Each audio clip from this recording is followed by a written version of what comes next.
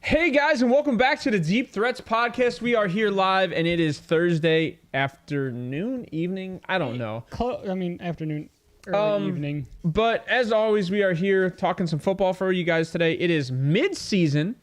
I think it's officially mid-season, Week 9, Thursday Night Football. Yes. I think it's officially mid-season. But before we get into anything today, let me, as always, introduce me, your wonderful host, KJAM, and then my wonderful co-host, as always, Wheels. Hello. And good evening. We have updates on coaching firings. We have updates on coaching hot seats. We also have updates on the Thursday night football game, as well as picks, stardoms, situms, and betting predictions. What? Betting predictions. All right. We are degenerates on the show. We won't get too crazy. It's Thursday. I'm not sure how excited I can get for a Thursday night football game. This game doesn't seem that is exciting. this in Three Rivers? Is this in Pittsburgh? I believe so, yeah. I think Tennessee's going into Pittsburgh. But before we get into a lot of that stuff today, I know that's what everybody's going to look into. Yeah, they're at Acrisure. Like accurate insurance. So Acrisure. I actually thought it was the toothpaste company for the longest time, like Aquafresh or Aquasure. Crest. But I don't know. And then I figured out it was an insurance company. I use Colgate. It needs to go back to Heinz. It does. That's all I got to say. It's Heinz Field to everybody that lives there. So yeah. But before we get into a lot of that stuff today, sorry for the seasonal stuff. We will have this out of here by this weekend. I am changing everything over. So for all you guys that even give two shits about my scenery, I am trying to do something different. Yeah. I am trying to give you guys an intro. I am trying to give you guys something a little more exciting to get into. I am learning on the fly. It's Christmas. It is Christmas. As soon as Halloween at November 1st at 1 a.m. or 1 minute after midnight, it is officially Christmas season. Nobody celebrates Thanksgiving. No, but not at all. That being said, we are going to get into today wonderful breaking news, which Wheels slightly may have sneaked in before this show on Tuesday, is that we were fairly certain that Mr. McDaniel was about to get fired. We did not know. We kind of knew the GM. We did not know the head coach or the offensive coordinator got fired. They cleaned house. They promoted their linebacker coach to their head coach. Which is Anthony Pierce. Ridiculous. Anthony Pierce, that's the gentleman's name. Okay, go ahead. Give me the updates on these guys. I'm just gonna run through this. So as we know, Mark Davis is the current owner of the Las Vegas Raiders. He took over in 2011 after Al Davis's father has passed away. So he is now the rightful owner of that team. And I'm just gonna say this real quick, and then we'll go through the coaching hires they've had through the years.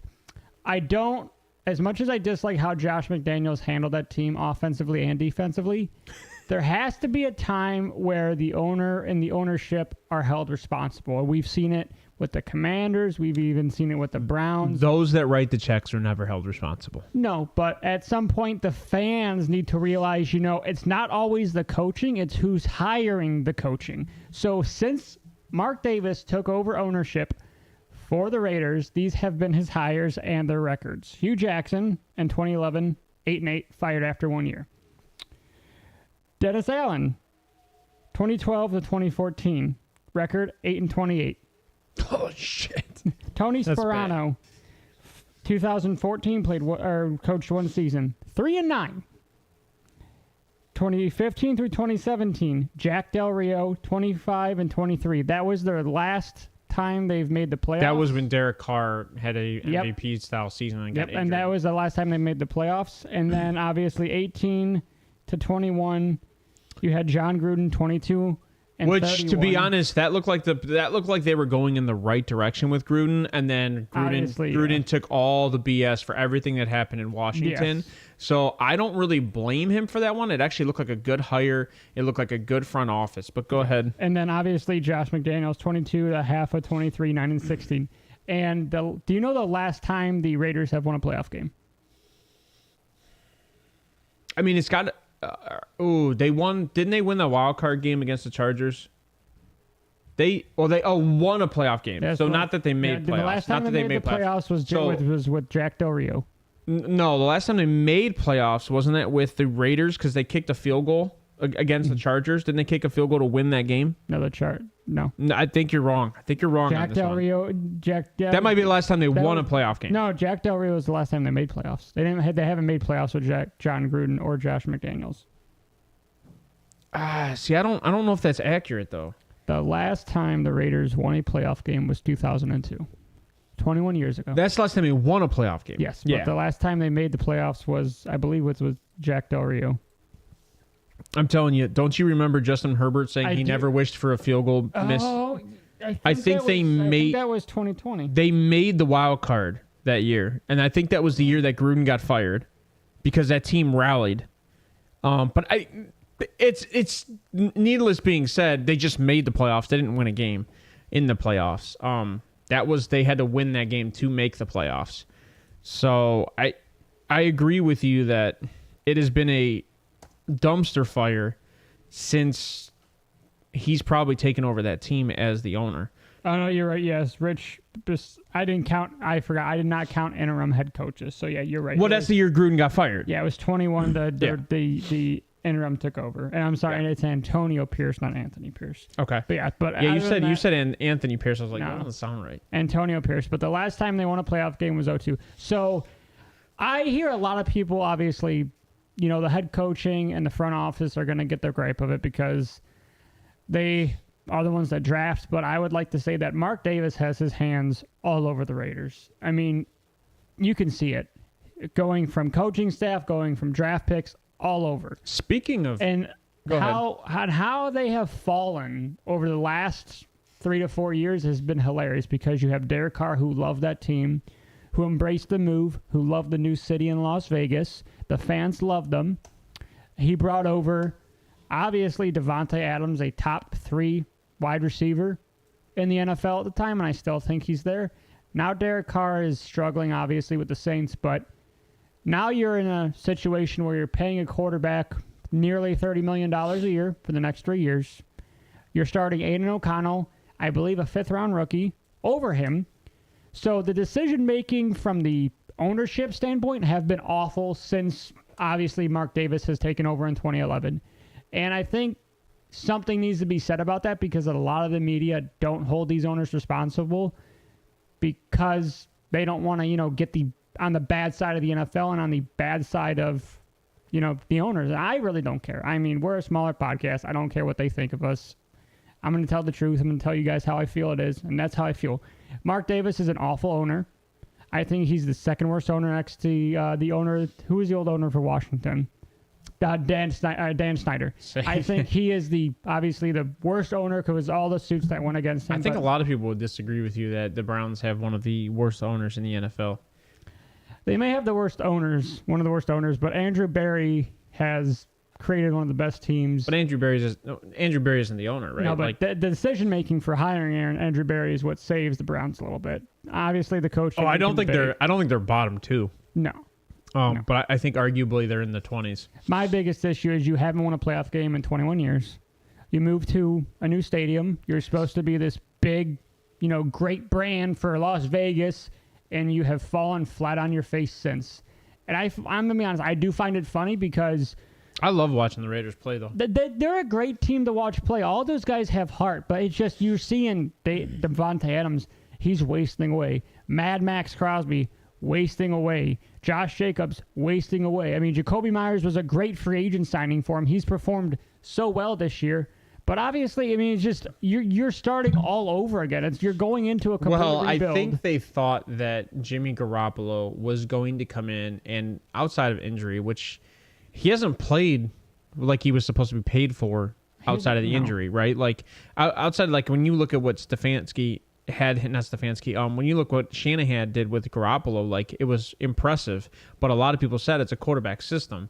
So it's taking Garoppolo off most people would say it was a mask for Garoppolo when he was behind Shanahan 100%. Was that he wasn't capable of doing that thing anywhere else. And it's kind of proving out there. I never liked Jimmy Garoppolo. I never liked Jimmy. I think Brock Purdy's the real deal down there, but a lot of people disagree with me.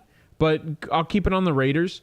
Garoppolo was probably the biggest failure in this last year with that signing. Oh, everything else around Garoppolo, 100%. like the bringing back of Josh Jacobs, like you said, the Jacoby Myers, Devontae Adams prior to, and actually it was great because what they did to Devontae Adams is they said, "Hey, bro, come on over here. We get Derek Carr. I swear to God, we won't sell Derek Carr. I swear to God." Year later, and then a year later, Derek Carr's gone, and then they go get Jimmy Garoppolo, which is kind of an issue, but they actually might not be in a bad situation.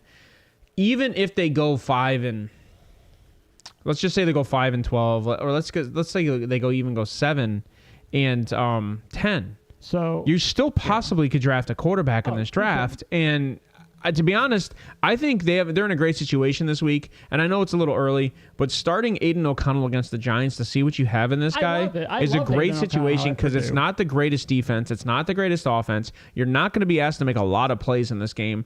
What you're going to do is you're going to ask to game manage, and then they're going to put you out there. They're going to see if you can make some throws. And this is a great situation for them. They haven't said whether or not they're benching Garoppolo this weekend yet. They are. They've already come out and said that. No, they haven't said it officially, but I think everybody thinks it's the best case scenario if they just bench Garoppolo. And even if it's a back injury that's lingering, you get Aiden O'Connell. Yeah, but so I heard some rumors, obviously. Devontae Adams, there was multiple teams. The Jets were trying to get him. I think these rumors are people talking out their buttholes because I don't think there was a single wide receiver rumor that actually was legit, to be honest with you. Maybe the Jerry Jeudy thing, but after the way Jerry Judy's played this year, I just don't see anybody's really... I actually like Cortland Sutton more on the trade block just because he's an older veteran. It's going to cost you less to get him. And he's performed year in and year out, and he hasn't really caused any locker room havoc. So I think that if anything, Cortland probably would have been the most likely to be traded. But Judy reminds me of another Chase Claypool. I'll be honest. Just from his mentality I disagree with that. room. Judy to me is, I think he's got the potential of like an AJ Brown capability, and he's as much of a locker room risk. That's what I think. That's a big task, AJ Brown. I'm not. I think that's his highest upside is an AJ Brown. I honestly don't think he'll ever reach that because his ego gets in the way. I have him. I mean, it's hard to place him because the dude hasn't been healthy. He hasn't performed like a first-round pick. Maybe Jalen Waddle. Maybe Jalen Waddle's his upside. Maybe. Yeah, I like the Jalen Waddle. Jalen Waddle now, like not Jalen Waddle in 2 years when no Tyreek Hill's there and Jalen Waddle's better than Tyreek. I see him. Yeah, he could be a solid number 2. Just real quick, the Broncos are a team I would love to see T. Higgins go to because I think that would help that wide receiver room immensely. I told you T ain't going nowhere. T's going. T ain't going nowhere, and I've been telling you this for weeks. But speaking of the Raiders, bad ownership, Patrick Rooney did die this past weekend, and that is one of the owners of the Steelers. And I would like to say condolences to them. I hope everything's going good out there for that family, and I'm sure the Steelers might actually rally around this week because that's the way Steelers players and fans. They operate, man. They rally around any death in that, I guess I would say that franchise at all. But he was 83 years old. I'm not sure exactly what he died of. Could have just been age. 83, I mean, it's not... It's past life expectancy. It's past. So I hate to be so callous about it. If I can live to 70, I'm happy. I always tell my wife, if I hit the 70... 84, I lied. He died at 84. Okay. So, but... yeah, I mean, he was the son of the founder, so that's pretty impressive just to even be in that lineage of a family. That team is always rallied around kind of, I don't want to say, sadness and... It's a home, man. It's a family. It's a home and a family. Like, I think that's why a lot of players, when they go to Pittsburgh, they love playing there because it's not the same, like, it's not business. It's not just business in Pittsburgh. I think most players know that. I think that's a few teams in the NFL that are like that, honestly. I do. I think there's a lot of teams that are just kind of different, going from fan base to ownership to locker room and coaching all together. Obviously, it's different from viewing it, but I think the Browns are up there with that. I think the Packers are there. I think another team... Well, the Packers are there just because of the way their ownership is operating. I think another team that is kind of like that is... I mean, I'd hate to keep it in the AFC North, but it's the Ravens. I'm sorry. I just saw this... It just seems like I saw this post from ML just now, and this is actually hilarious. Here's the headline. Guy in my league offering Pollard for CMC, and I get to bang his wife one time. How hot's his wife? How do I not laugh at that, though? I mean, is his wife like a 6? Is she a 10? Guy in my league is 3-5 and desperate to turn his team around and needs more consistency with an RB. He sent the text message saying he wants CMC, but there's not really anyone on his team I want. I am currently 7-1, so I don't need to make any changes. He said I could bang his wife one time if I accept the trade and if it goes through. Honestly, it's pretty tempting since she's got huge boobs and I've always fantasized about her. I mean, you gotta hit accept, right? We don't do this on this show, I promise. Is it worth throwing my chances to win the ship out the window for the chance to bang his wife? I mean, how much is the I want to know how much money the basket is. If it's like a couple. If it's $1,000 basket, she better be $1,000 yeah, prize. You're essentially buying a night, bud. Oh my God, I'm sorry. That hopefully that adds a little bit of humor to the show, because that is some funny shit right there. I'm not gonna lie. But yeah, we obviously hit the McDaniels firing. We both kind of felt that was inevitable, especially the way that the Raiders had played. So I think I don't know what night it was. It might have been 2 or 3 weeks ago. I think the Raiders played on Monday night or a Sunday against game Chicago, and they against lost. Chicago. And I literally, my thumbnail was who's to go first, Eberflus or McDaniel. We obviously know now it's McDaniel. Well, let's get in the hot seats that I currently have, because I still think Eberflus is on the top of my list with Ron Rivera. Is it any of these guys? But yeah, I'll just go. Matt Eberflus, Ron Rivera, Brandon Staley, Bill Belichick, Kevin Stefanski, Arthur Smith, and Mike Tomlin. Two of those guys you're completely wrong on. Yeah, I know. Mike Tomlin and Bill Belichick will not go anywhere. It takes more than 1 year to be bad for those two guys to go anywhere. I don't think it's going to be Bill Belichick being fired rather than him leaving. I don't think he's ready to resign. I think he wants one ring without Tom Brady to say, "Hey, I can do it too." Well, I'm not saying that he retires. I think he goes to a different team, and it's not Washington for all those with that. So according to what I've read recently, and you might not agree with this, but according to what I read recently, Bill Belichick had already signed a backroom deal for an extension for 4+ years. Mm-hmm. So I don't know if you do that, you're probably trading him with that contract. Yes.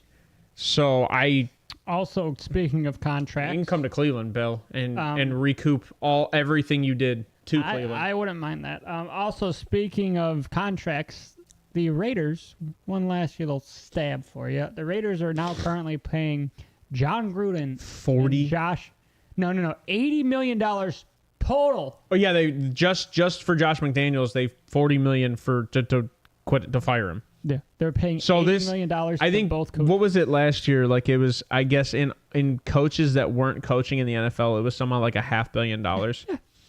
But I think I don't know if the Browns are paying anybody now. I think Hughes last year was 2020. It's disgusting. I just want to go coach and suck, and then just make $30 million. I believe I would do better, and I do not have a lot of coaching at that level. I believe I would do better than a few of those guys that have been out there. And you can argue with me all day, but I think it comes down to putting players where they succeed the most, and then you find coordinators who are good at what they do with those players. Yeah, so this is how I grade coaching. I want to grade you how you put players where they succeed, and if you put them at the right positions. I want to see how you run your offense. I want to see how you game plan, and I also want to see how you time manage and make crucial decisions at late in games, because as a Browns fan, ever since Stefanski has taken over, we have had awful play calling on certain spots. You ran just real quick. You ran the entire time to get 3rd and 3 against Seattle. You did 3 yards. 3 yards. Oh, also, since we're still on the Raiders, happy birthday, Jimmy G. Yeah, you getting benched. Happy birthday. Fuck me. Did you see the meme? I should have put it in. The meme for when Josh McDaniels takes his kid out trick-or-treating and comes home and gets fired in his trick-or-treating thing. Yes, he does this. I am the smartest man alive! Because he's making $40 million. You know what? Him and whatchamacallit that just got fired from Arizona, like those guys are getting paid to go have vacation now. Cliff Kingsbury? Kingsbury? Yeah. All right, moving on from here. Justin, coaches don't seem to understand their talent pool. Exactly. You know what? I like that because I don't think they do. A lot of these guys don't. So, but is it? My question is, do they not understand their talent pool, or do they not know how to put the right coordinators into place for their talent pool? I think it comes down to coaching because Jim Schwartz, right? Nobody's been able to coach the Browns defense the way that Jim Schwartz has, and he's really just letting his players play. And that's all that the players wanted the last 2 years with Joe Woods. The Myles Garrett and Jadeveon Clowney said, just let me play. Well, Jadeveon Clowney said, just let me play where I want to play. And then that was a whole thing. Obviously, that was a little bit different, but I think that is important. Well, Joe Woods is still kind of struggling. I get he's on the Saints, but he's still kind of struggling with the talent he's got over there. And he has good talent. I mean, I think Demario Davis is on that team, isn't he? I mean, Joe Woods has coached elite defenders at all levels of the NFL, everybody's like, Joe Woods is this guru. I'm like, no, he's had some of the best talent he's ever coached. Speaking of that, I got into argument about how well talented players help coaches and vice versa. I think it's exactly like you said. Some coaching, just like you said, Justin, coaches don't know how to play their talent pool. A lot of these guys don't play rookies well. They don't trust them, which I understand. But when you're wasting, I don't want to say wasting, but when you're investing a first, second, third round draft pick on a guy, you need to get him playing time. Give him some tempo, man. Ryan has been agitated about the Jahmyr Gibbs thing. It makes no sense. You invested a first round pick in the guy. I understand. Top 15. They picked him at 12, I think. Yeah, I understand you had David Montgomery and you signed him, but you have a first round pick invested in the guy. Run the ball. You ran all over the Raiders and controlled the game, and that took a huge opportunity. Yes, it took a huge burden off of Jared Goff, where he didn't have to go and make these big plays every drive. I've also had this conversation with Ryan earlier today, is that I'm loving the trend of the NFL. It's kind of going back to the ground and pound, and I love it. I mean, a lot of people are like, nah, there's still offenses that are slinging. I'm like, I get it, but when you look at some of the best offenses in the NFL, now the Eagles are kind of an oddball. They're a hybrid. And everybody's like, oh, well, look at Miami. It's number one offense in the NFL. Yeah, but I don't know if you remember, Miami rushed for like 300 yards in like two different games. So there is a running aspect to that, where their offensive line is opening up holes and they're allowing their running backs to get downfield. That's why you have Achane, I think, averaging 40 yards per carry this year. When Achane comes back from the IR, they're going to ground and pound. I think it'll go right back to it. I agree. Said, there's some teams that don't ground and pound, but that's the way their offenses have been ran. Like, the Bengals, they are not a ground and pound team. The Ravens, they're ground and pound. The Steelers, they're not, because Najee Harris looks like Trent Richardson for the Browns. The dude has had one good year and has, he's gone missing. He needs to be put on a milk carton. I don't know where he's at. Does anybody? Because Jaylen Warren is averaging 0.2 more yards per carry, and I think that dude was like a fourth-round draft pick. So Najee is not good. They're going to have to reevaluate the running back position as well as the offensive line position, because between the Steelers and the Cincinnati Bengals, you have both rebuilt that each of those offensive lines 3 times, and it has not been figured out. But I don't know if, obviously, Matt Canada is one of the worst offensive coaches I have ever seen in the AFC North in my 15 years of watching football. I don't understand how he still has a job. Maybe after tonight he'll be fired. He should be. I mean, you have guys on Big Noon Kickoff and college shows having a Fire Matt Canada sign. Speaking of Fire Matt Canada, we'll get into that. That's a good transition today. Did you hear what the new update for Matt Canada was? Yeah, today? He's going down by the sideline. The question is, I have a question for you. So, by Matt Canada going to the sideline, does that say anything for Tomlin, the pressure on Tomlin, or does that say for Tomlin's pressure on Matt Canada? No, I think I think it's a publicity move. And I think it's dumb, because I'm going to be honest, I rather have my OC be up in the box, because you can see the way a bird's eye view is better for an OC and a DC to see the way the offenses and defenses are both setting up, so you can see where the linebackers are playing, where the safeties are playing, if they're going to go to cover 2, if they're going to leave a safety high, if they're leaving linebackers outside, if they're pressuring, if they're blitzing. It's a lot different when you slow down the game and watch how these defenses and offensive run. Obviously, the casual fans don't see it that way, but when you are looking at analytics and tapes, and you're analyzing teams week in and week out, you see the way that these defenses are run, and you get a tempo of how these teams are always ran, because you'll see that a lot of the times, they'll blitz the linebackers. Or with Matt Canada, he constantly runs it to the weak side. And the problem with the weak side is you don't have enough good blockers, especially with Pat Freiermuth out, who is a decent blocker for the outside to the right. He is not getting the edge quick enough. And that's the problem with Jalen Warren and Najee Harris. They're not getting to the edge fast enough, but I don't know. I think this guy knows football. I don't know if it's the fact that it's the running back room, or if it's Matt Canada, but I think they just need to revamp the entire offense. They need to get rid of Kenny Pickett. They need to get rid of Najee Harris. They need to get rid of Matt Canada. Hold it. You need to take a step back. They need to. That is way too much. Okay, Kenny Pickett is one of the best quarterbacks in the NFL right now in the fourth quarter.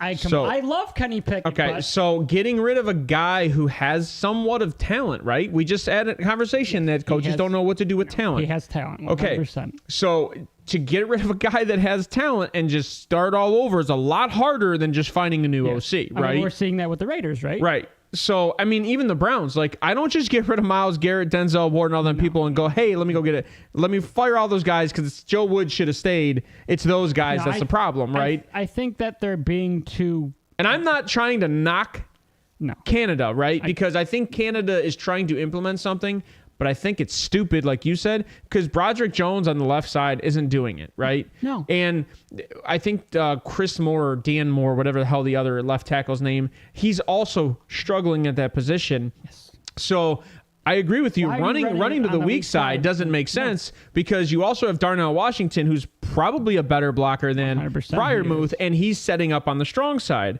So I agree with you that it doesn't make sense to set up your offense that way. And then in the flip side, you have Deontay Johnson and Kenny Pickett, or Pickett. You have Jordan Pickens, and Deontay Johnson. And Deontay Johnson, who you have a very good route runner, and then you have and Deontay Johnson. Now, granted, Deontay's only been there for 2 weeks now, but Deontay Johnson is one of the best coming off the break in the league at separation. So, like, boom, he's out, and then like he's got a half second to a second and a half of separation. And then you got George Pickens, who's a downfield guy and a very good route runner in the seams. So there's no reason that you can't find windows or plays to set it up to let those guys get open and give some protection for Kenny Pickett. So I don't like to knock an OC when it's his first year with the quarterback consistently. But you got to remember, so speaking of that, because I love the segue, they said this year that Matt Canada will be exclusively looking at the offense with Kenny Pickett. He's going to bring him in and go over the entire offense with Kenny Pickett. And it is not working. They are being too loyal to Canada. They need to fire him. And I think depending on how this game goes, it should be tonight. If you lose and Kenny Pickett has not performed well, but he performs in the fourth quarter, and maybe somebody else is taking over. But as of right now, Matt Canada cannot prep. He does not, change up his offense well. I don't know what's He's going definitely on. not good at halftime adjustments. No, thank you. Adjustments. Yeah. I agree with that. He cannot adjust. He can't adjust on the fly. He can't adjust coming out of halftime. He can't adjust in general. I think it's Kenny Pickett making good throws in the fourth quarter that's changing that offense in the fourth quarter. 100%. So I think you need to rely on Kenny Pickett to run a good offense. And I know it's hard when you are in an AFC North team and ground and pound is the way to go. Your team isn't set up that way anymore. Your team is set up to throw the ball. It's set up to throw the ball 40 times, 45 times a game. And I hate to say it, I love Najee. This would be a team. Najee it reminds me, and I've told you this multiple times, of Trent Richardson. Yeah, he doesn't see a hole. He just runs as hard as he can through whatever gap he sees, and it's not creating any yards per carry for Najee. Now, Jalen Warren, on the other hand, right? He's a little bit faster. He's a one cut back, and when he sees the gap, he hits it real fast. And then Calvin Austin, by the way, I'll be the first person to tell you guys I do not like Calvin Austin. I still don't like Calvin Austin, but he is shown to be a burner that can receive the ball. Yeah. So you need to start taking the top off and start throwing underneath. You need to start rocking chair those defenses, go deep, short, deep, short, deep, short. And if you don't learn to do that, and that's I don't care. I'm actually kind of getting super frustrated at offensive coordinators. This is my playbook. Here it is. Deal with it. You're an offensive coordinator. Your objective is to figure out how to use your players the right way. Yes. It's not to go, I only throw the ball. I use 5 receiver sets. I don't care. You have 3 receivers. Good luck. You need to evolve. Good luck. You need to evolve throughout the year, because if your playbook isn't working in the first 6 weeks, it's not going to work the next 6 weeks. You need to evolve, and this is what these guys are not doing, and that's why they're being fired. I love what Todd Monken is doing with the Ravens right now. Like, they struggled at the beginning of the year trying to get their 5 wide receiver sets, so they ran a lot more, and now they're getting a solid pocket around Lamar. Lamar's own, and occasionally they'll run read options for Lamar, so you have to defend Lamar. But for the most part, Lamar's got all day to sit in that pocket, and he extends the play. He's starting to look like Russell did in his prime years, the way he's slinging the ball downfield, and he's got his Jimmy Graham. He's got, you know what I mean? He's got that's Mark Andrews for him. And you're running Gus Edwards, and Gus Edwards has looked well the last recent weeks. You're running a balanced attack with Gus Edwards and Justice Hill, which nobody thought Justice Hill was going to be capable of doing what he was doing based on last year's performance. He's a great receiving He's a solid back. downhill too. I mean, they're both very good at managing their touches. But that being said, since we're talking about coaches, before we get into the betting side of things, when we get into the Pittsburgh and the Tennessee game, this brings me to a new conversation, because Ryan brought this up to me on the phone with me, and this is Mike Vrabel. Now, I don't know if anybody saw that Will Levis won that last game. He threw 4 touchdowns. It was a ridiculous amount of yardage for him, but me and you can have the conversation. We'll just give it a second. I just want to real quick. You got to remember, obviously, Malik Willis started that game. The crowd was chanting. Well, Will Levis started, and then Malik came in on different snaps. And then Malik. And then it officially went straight up Levis. The entire stadium was chanting for Will Levis. He comes in and he scores on the next play. So there's a conversation to be had about Vrabel and his job with this franchise, and I'm not saying that Vrabel's a bad coach. That's not my argument by any means. I just think there is headbutting going on, possibly with ownership and Vrabel, because Will Levis, from what it's sounding like, was the Johnny Manziel of this franchise. Like, they wanted Will Levis. They traded up to get Will Levis. Yes. And I don't think Vrabel wanted Levis. No, and I told you that before the show. I don't think that Mike Vrabel is behind Will Levis. And like we said, we saw that in the press conference after, because he did not really give him any sort of, pat on the back, any type of confidence. Yeah, he went out. He looked great. He won that game. 4 touchdowns against that secondary. He was giving him corrections, like, this is what you should be doing. And he was going in and coaching him, which great. That's, awesome. I think every win is a failure at some point. Yeah. So you need to pay attention to what you do wrong, but I agree with you. But confidence is key. You got to get behind these rookies early on, because if the coaching staff is not behind these rookies, it's going to be a failed experiment from the start. You can't sit there and have a coach that isn't behind his rookie 100%. I don't care what you say. It's not going to work out. So the question is Vrabel a guy that could possibly be on a hot seat unexpectedly, because the franchise is in 3rd place right now? They had that ridiculous trade last year with that GM, who, by the way, got fired just for that trade with the A.J. Brown and the Treylon Burks. It was 2 years ago now. Yeah, because this past year, so it was the year before that. So they fired him. Vrabel hasn't made the playoffs since A.J. Brown's been off the team. So it's a bad situation, and it's only increasingly gone downhill since. Now, we all would like to argue that Vrabel is a solid defensive coordinator, and he's great at coaching defense. But this is the Dan Campbell argument with things like, you're not utilizing your offensive weapons correctly.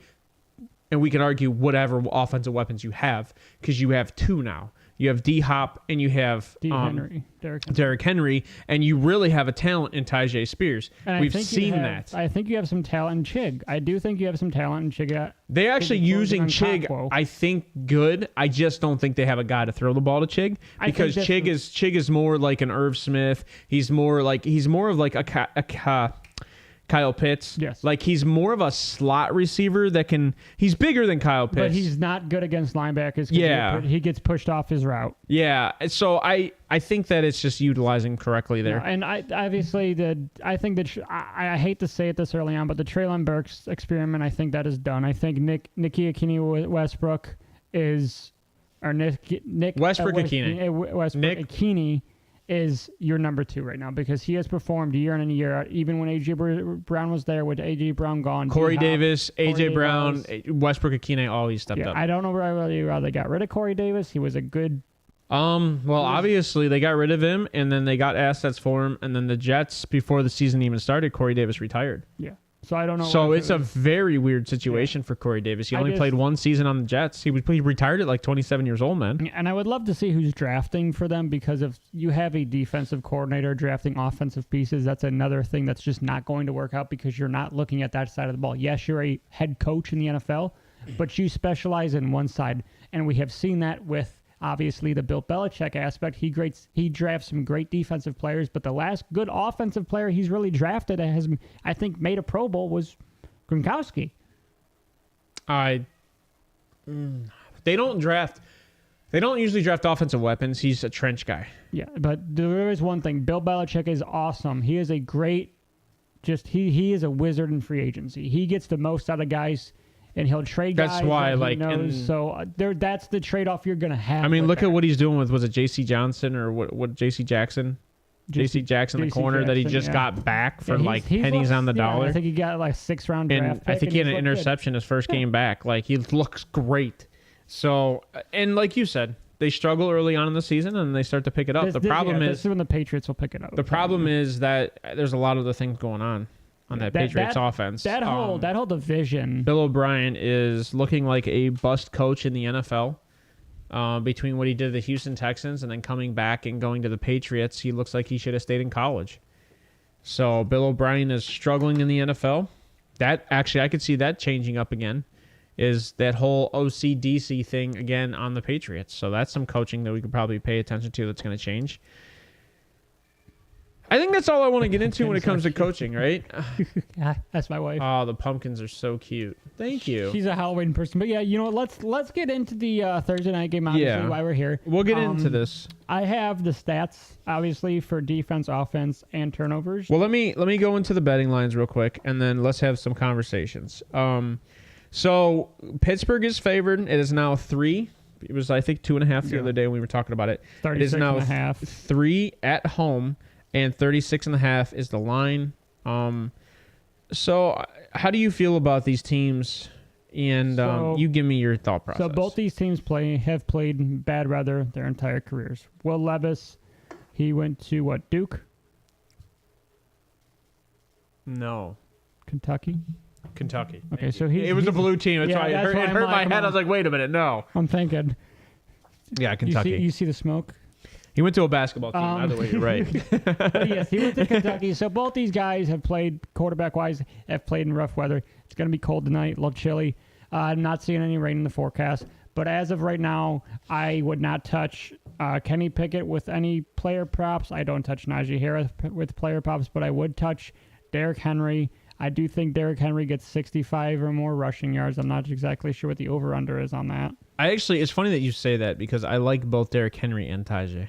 I like Tajay too, but I'm staying away from the entire running back room for Pittsburgh because we already went over that. I had my little spiel about that. But as of right now, defensively, the Pittsburgh Steelers are giving up 245 passing yards a game, 137 rushing yards per game, 21 points per game. And on the other side... So his rushing yards is over under 6... it depends on where you're at. I said 65.5. It's 69.5 from the Rivers. Points bet, it's 75.5. So it depends on where you're at. 75.5, I would take the under. 69.5, I think I would take the over because you're looking at 4 yards. It's actually funny you say that. So, and I don't. This should be all Derrick Henry stats. 101 yards at Atlanta, 97 yards at Baltimore. 43 yards at the Colts and 122 at Cincy. I think he had 2 yards in it. And all of that's from the bounce back from Cleveland. Yeah. Now, I think that actually might be... See, that doesn't sound right. That sounds like all-purpose yards. What did he have against Cleveland? Was it 12? 20. Woof. Yeah, he's been hitting the under all year except for the last 2 games. So, obviously... And I agree with you on the quarterback situation. Will Levis is probably not going to throw the way he threw No, against Atlanta, which is weird because Atlanta has a good secondary. Yeah, Will Levis is not going to throw as well as he threw against. He's not going to have the time. Atlanta. No, he's not going to have the time. And also, Minka's back there. Mike Tomlin owns rookie quarterbacks. I'm just going to tell you, Mike Tomlin. Oh yeah, you put a pressure in their face. It's really all you got to do. You blitz. You make them uncomfortable to make bad decisions. I would take Will Levis to have an interception or two tonight. I would take the over 1.5 for interceptions on Will Levis' side. I do think he throws for about a 200 to 215 yards total. I don't know if he has much rushing. D-Hop, I would take, a touchdown and maybe 45 yards and 6 catches for D-Hops because he's going to be getting a lot of short throws. Like we said, you're going to have to get rid of the ball quick, right? But so Tennessee defensively has given up 232 passing yards, 107 rushing yards, but 20 points per game. Where these teams differ vastly is turnovers. The Tennessee turnover differential is -2, whereas Pittsburgh's turnover is +7. On the offensive side of the ball, Tennessee has 180 passing yards per game. Rushing is 116. Pittsburgh for passing, 192. Pittsburgh for rushing, 80. I think they are the only current team in the NFL averaging less than 100 yards rushing per game. That's false. It's Las Vegas. Are you offensive or defensive? Offensive. Rushing yards per game. Las Vegas, Minnesota, Tampa Bay, Cincinnati, Pittsburgh, New England, really? Washington, Green Bay, Carolina, Houston. There's, is that 10 teams? That's 10 teams I just named. The Chargers are the first team that are averaging over 103 yards per game rushing. Over here calling me out. You were right on every other stat. I literally was. I literally was sitting here stat checking all of his stat dumps, and he's right in every other stat. So keep making sense. Keep going, man. Keep making sense. 80, I love it. I'm sitting here. Yeah. I'm sitting here listening to you make sense. So keep going. I'm not gonna argue with you. I probably will differ maybe on the outcome of the game. I'm kind of changing. I'll be honest. I think Pittsburgh's going to win this game. As much as I hate to say it, I was high on Will Levis earlier this week, but looking at these defenses and looking at the offenses, their teams are very similar. But the problem is the differential in turnovers, and the other team has Minka Fitzpatrick and T.J. Watt. So that alone is a huge step on the defense. I would not be surprised if Will Levis is sacked 3 to 4 times this game. In general, not just by T.J. Watt, but I think he's going to be sacked 3 to 4 times this game. Just because of the way that Mike Tomlin runs his defense on rookies. Because like we said, you get in their face, you make them uncomfortable. You're okay with, giving up some yards here and there, but they're going to make bad decisions and rush throws, especially in his second game. He's not going to have 4 passing touchdowns and 300-something yards. It's not going to happen against this Pittsburgh defense, even though they've given up the 3rd most total yards in the NFL to date. This defense is very different from the stats that are on paper. Mike Tomlin has always buttoned up his defense against rookies. So I'm going to take Pittsburgh minus the points. I think they win by a touchdown. They're not the last. No, I said third. You're right. Third. All right. Third. I thought you said third to last. I just want to make sure I said that they're not the last. They're third. Third to last. Yeah, I mean, they're giving up 137 rushing yards per game. Yeah. And 4.5 rushing yards per carry. I mean, and let's be honest, the Tennessee Titans passing yards per game have definitely been juiced because of the last game against Atlanta. But now you have tape on Will Levis. You're prepping for Will Levis. So, like we said, Mike Tomlin is a guru against rookies. I don't know. I don't know if Tennessee puts up more than 10 points tonight. Okay, here's where I'm going to differ with you, right? Okay. And it's not that Pittsburgh's defense isn't great, because Pittsburgh defense is great. Yes.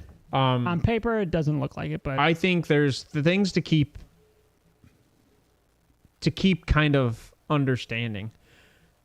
The temperature tonight is going to be somewhere around 37 degrees. That's cold. Maybe 40 degrees. And it's on Three Rivers, so it's windy.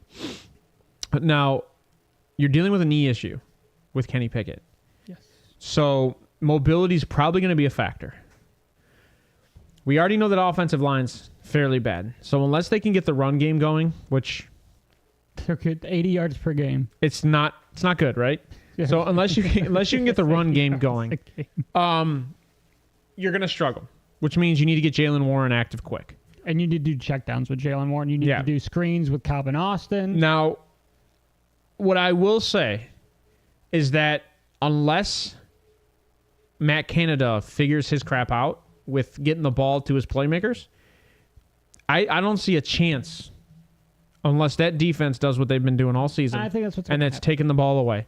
I don't see a chance that the Steelers win this game. Okay. And I know a lot of people think I'm crazy. I'm happy because we're different on this one. I really do, because we were similar in a lot of the times, but I'm happy we're on the different side. I think Will Levis will have a game where he's like, "Oh, I'm in the NFL. Ha! This is what defenses play like." Never mind. This But I would like to argue. I mean, Atlanta has one of the better safeties in the NFL, right? Yeah, they have the third, whatever his name is, the kid they got from Cincinnati, Jesse Bates. Jesse Bates. Yes. So they have one of the better safeties in the NFL, and I'm gonna say that Minka is better than Jesse Bates personally, even though he's older.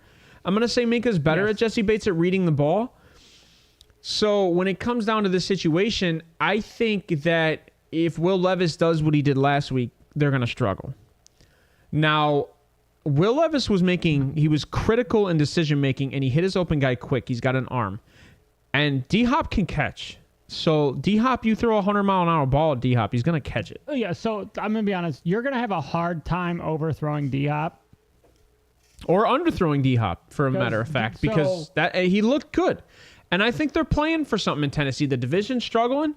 They're playing for something in Tennessee. Like I said, I obviously was huge on Will Levis in Tennessee, but the more I looked at everything, the more I've looked at the way that Mike Tomlin has played against rookies defensively, and he just rushes them. And outliers happen all the time, right? Yeah, and they do. You see that Tua and the Dolphins are 6-0 against Bill Belichick. So it happens. Like you said, there's outliers. It'll happen. I mean, maybe it'll happen. I'll be wrong. It's happened before, but I have a feeling that Mike Tomlin is going to be putting Will Levis on his back nearly one or two times every drive. Give me Levis and the Titans. See, here it's funny because I agree with Ryan in this. So the Titans have been trending downward. Or no, the Steelers have been trending downward. The Titans have been trending up, especially with the Levis game. I think they've been trending up just because they're getting Derrick Henry back involved in the offense. And D-Hop has shown up. And D-Hop is showing up because they're throwing the ball. Tannehill not on the field might be the best thing that's happened for this team. Oh, 100%. That is the bet. I think I said prior to coming into this league, I think Will Levis is just a Tannehill. Yeah, and if you look at Tannehill when he first came into the league, if you look at Tannehill when he first came in the league, he just liked to sling the ball downfield. Oh, yes. They went and got him Mike Wallace and Brian Hartline. Both those guys are just speedsters that run down the sideline. Drafted by Miami, yeah. So when you look at what happened with Tannehill, I actually see a lot of Levis in Tannehill. But the difference is I think that Vrabel not trusting Tannehill or not trusting Levis like he trusts Tannehill is probably going to lean more in the run game and make more run calls. And he's going to get Tajay. I'm taking the over on Tajay on his all-purpose yards today. What's his over? I think it's somewhere around 45. So I'll take his over on the all-purpose yards today. Yeah, I'll take the checkdowns, yeah. But then Derrick Henry, I would probably take the over on the rush because of the way the Steelers' defense has been. It's been giving up the middle all year. And Cam Hayward hasn't come back. If Cam Hayward was back, it might be a change in my opinion. But if Cam Hayward not being there, I think is a big factor of Derrick Henry. Okay. So I think that going in to the Steelers is going to be they're going to struggle. They're going to struggle going to Three Rivers Stadium. It's definitely hard playing in Pittsburgh. It's not an easy task. And then anywhere in the AFC North, cold weather, easy. I don't think either of them have an upside outside of the fact that Kenny Pickett's dealing with injury. Yeah, Pickett's played in Pittsburgh his entire professional career, obviously with the Pitt Panthers. He's played that stadium multiple times, and now obviously with the Steelers. Will Levis played in Kentucky. Hey, he's home. Yeah, he knows the weather. Yeah. I don't disagree with that. But I would just argue that, like I said, that when it comes to the weather, that knee is going to be a factor. Who is your dark horse for this game offensively? I don't know if I guess Tajay would be a dark horse. I like Westbrook. I think Westbrook Akine is going to have a good game. I think Chig with a week of Will Levis would be good. I wouldn't be shocked to see a lot of Deontay and Pickens in this Deontay, game. he has come back very strong. I know he's been off the field a couple times with hamstring injuries. He's been in the blue tent a few times. I will say, I think if the Steelers win this game, it's because Calvin Austin hit one deep for 60 yards. And like I said, so I'd love for them to do that, and I would love, you need to do a couple screens to Calvin Austin too. Nah, that's all Jalen Warren. I think he's shifty enough where he can get on the outside and go. Yes, this offense needs DJ. 100% the offense needs DJ, Ryan. You are not wrong. Why you laugh? I just think it's crazy because I agree that they need DJ, but if you're not throwing the ball, no matter who you throw it to, it's not going to matter. If you're only throwing the ball 25 times a game. Who's their... Oh, yeah, Mitch is their backup. Yeah, that's not looking good. If you're only going to throw the ball 25 times a game, what am I supposed to do for you? And, one thing that's a huge factor in this game, and by the way, let me actually look that up before I talk out my butt. One of the things that is a huge factor in this game... Yes, Pickett is better with DJ, yes. I think he is more comfortable with DJ because he knows he like you said, he's gonna have a couple yards. It's a short game. Yeah, it's a short game. Get him short, get him active, get him quick, and then get him comfortable. I'm sorry. No, you're good. Tennessee is averaging a 50% time of possession, and the Steelers are struggling with time of possession. They're actually like third worst in the league. But yeah, so that's why their defense have been on the field so much, and they're obviously one of the lower ranking defenses in the league if you look at it as a total yards perspective versus turnovers. The more time your defense is on the field, they are last in the league at time of possession offensively. Yeah, so that's and when you're going up against a team who knows that, the run game is going to be a factor. They're just going to try to hold the clock. And everybody that's been trying to run on the Steelers, they know what they're doing because they're like, if I can just maintain the clock and get 2 or 3 touchdowns, I'll win this game. It's going to be I feel like it's for the Titans, it's going to be some short passing. I don't think they're going to ball it out 30, 40 yards. So let me give you my final. All right. So I'm going to tell you it's going to be 24-18 Tennessee. Okay. I say 17-10 Pittsburgh. And I'll give 1 to D-Hop. I'm going to give 2 to Henry. 1 to D-Hop, 2 to Henry, and then a field goal. And then for Pittsburgh, I'll give 2... I'll give 2 field goals, and I'll give 1 to Jalen Warren, and then 1 to Pickett. Okay. I think Derrick Henry That's actually 20. I think Derrick Henry has 80 yards. 24-20. I think Derrick Henry has 80 rushing yards in the first half. It's possible. But I think Will Levis will throw a costly red zone touchdown late in the first quarter or late in the first half. That's also possible. Because when you're going to go up against that Steelers secondary inside the red zone, it's a completely different animal for a rookie. For any quarterback. Well, yeah, it's short. But that's the issue, right? You don't need to throw the ball when you're in the red zone when you're Tennessee Titans. Until you stack the box, sell out to the run, make them throw. That's going to struggle because then now you have a guy that can run. Will Levis can run the ball like Josh Allen if he needs to. I know he can, but I'm saying I know, but if obviously I'm not a head coach. If I'm Mike Tomlin, I sell out to the run if I'm 10 yards out. Ryan, I know you're in chat. Tell me whether or not you think those 10 points are scored before the fourth quarter.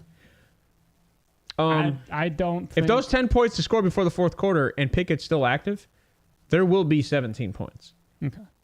The way he's played this year, he's thrown a touchdown in, I think, every fourth quarter this year. I really want to change my score now. About it. No, it's okay to be wrong, right? Like, because chances are you might be right because that defense is so good, but the offense is so bad. And we can argue it's whether it's talent or whether it's OC all day, right? Because you never know until one disappears and the other one shows up. But So just judging by the way that when Pickett got injured and Mitch came in, I could see offensively how much more that team struggled to even get a first down. You could see it. I like Jalen Warren, but if you look at what the Pittsburgh Steelers have been doing, they've been trending Najee way more, and they've been giving the ball to Najee. And again, I've said multiple times, Najee's Trent Richardson. So I don't think he's going to get injured. He's just trending downward. I don't like either Najee or Warren, but if obviously PPR, I would start Warren just because of I think he's going to get 5 or 6, catches this game and maybe 40 or 50 yards. Yes, Najee's slow, like we said. He's like you said, he hits the hole as hard as he can. Yeah, and I mean, to be honest, like the Tennessee Titans aren't anything to really kind of like, lose your mind. They're middle of the pack defense, so like, I don't think they're like amazing, but I don't think they're really bad. But when it comes, like I said, when it comes to time of possession, they're 50-50, and the Steelers are horrendous. So I mean, it's definitely going to be a weird game. And Tennessee's averaging 20 points per game, and the Steelers are 21. 16. Oh, I have that backwards. That was their defense. Their defense is giving up 20 points per game. 21 points per game. Tennessee's giving up 20 per game. But their offense stats, points per game, I think the Steelers are like bottom 4 in the league. 16 points per game is what the offense is putting up on average. And the Tennessee Titans are 18.9 points per game. So both of them are negative, essentially. Yeah, negative to what they're giving up. Well, I mean, that happens when losing records. So, actually, I think the Steelers are they negative? What are they giving up per game? 21. They're -5 if they're 6. Okay. Yeah, and then Tennessee's -2. Yeah. So if that's the case, goal, which makes sense with the line, right? They're at home too, which makes sense with the line. So it's essentially a wash if you count at home. Usually the home team gets about 2.5 to 3 points on with home field advantage. All right, Najee is slow. It's not that Najee's slow. He is patient, maybe too patient. Najee peaked. Najee never peaked. So here's the argument: like everybody's like, no. He had Everybody's like 60 receptions. Everybody's like, Najee was this great thing. Yeah, when you carry the ball 324 times and you're averaging 3.6 yards per carry, yeah, you're going to have 1,000 yards. That's what happens when you're carrying the ball over 300 times. But then, so that's the thing with the Steelers versus just obviously keeping the AFC North. You have the Steelers who can't run it with Najee or Warren, and then the offensive Ravens who can run it with Gus Edwards. Offensive line. The Ravens have one of the best centers in the league. Oh, yeah, with Linderbaum. Right? Which, it's hilarious the way that, like I said, offensive line comes down to everything. You're not the Browns, and you get lucky with Posich and Nick Harris. Where you could take Nick Harris and you can put him at fullback. Now, I'm just happy the Ravens are... since you're here, Ryan, do you trust Gus Edwards the rest of the year, fantasy-wise? As a flex. Fantasy. Well, he has to. As a flex. He has to. Okay. He has to. That's all. Thank you. I picked him up off the waiver wire a couple weeks back. I think you still have to worry about Justice Hill stealing touchdowns. Yeah. But I think Justice Hill is going to steal more targets than anything. Yeah. Mark Andrews is actually catching 70% of his touchdown passes. And this is the best Lamar Jackson has looked since his MVP season, I'll be honest. I'm happy for him. Like I said, I never want a guy to Hey, don't you besmirch Justice Hill like that. That's Jahmyr Gibbs. Do you think this is the best season he's had since his MVP year, Ryan? You mean since JK's MVP year? Like, they've both had that same monstrous season at like 6 yards per carry. But no, this offense I think is averaging somewhere around 4 yards per carry now. I like the way they changed up the offense. Yeah, No, that's defense. It's a flip-flop, bro. Under Todd Monken, it is a flip-flop. And Zay Flowers has looked solid. Obviously, he hasn't been anything to lose your mind over, but he is a solid rookie. The Ravens are playing well. Finally averaging over 4 yards, or at 4.4 yards per carry right now. That's not bad. No. Yeah, I know his year was crazy, but it's reminiscence of it. Yeah, I mean, obviously, I get he's it. Not running as much, but I like that. Like we said, if it trends the way it's been going, and Arizona's nothing to slouch at. If it trends the way it's going, Lamar might have the most passing yards his entire career in this year. He might have the most passing touchdowns. I still think he has some turnovers, but it's not like it was. Well, that'll shut up all the haters that say he can't throw. I don't know. You shut me up. And I was one of those haters, and Ryan knows it. I never said he couldn't throw. I just said until they learn to throw the ball, he's going to get injured. And that's what we said. He's going to get injured. The more you run it, obviously, the more you're putting yourself out there for injury. It's a fact. Look at Ryan. It's on video. Yes, you did. I did say that he can't throw. I'm 100% going to say that. I never said he couldn't throw. I said he was less accurate than Justin Fields. Like I said, that's what I said in college. Okay. He was less accurate than Justin Fields. I also say no matter who the player is, I never want them to be bad. Whether it's Michigan, I'm an Ohio State fan, whether it's Steelers, whether it's the Ravens, I always want these guys to do good. I have never wished bad juju on any player. Outside of Joakim Noah from the Chicago Bulls. That's about it. Basketball is a whole other conversation. That'll be it for us today. Good luck out there today for your bets. I gotta put in some bets here today now that I've done a whole bunch of research. I'm gonna be looking at these overs and unders. I am zeroed out on fantasy now, or on FanDuel now. I have 7 cents. I'm zeroed out on FanDuel, so I actually have to put some money in. So I might look into some of these promotions that are going on these other apps. But that being said, I hope you guys have a wonderful evening, and we will be back Sunday? Sunday morning? Sunday morning, yeah. Did you want to do a recorded show Saturday? It's up to you. Hey, Ryan. You work. Ryan. He won't do it. Ryan. Come Saturday. He won't do it.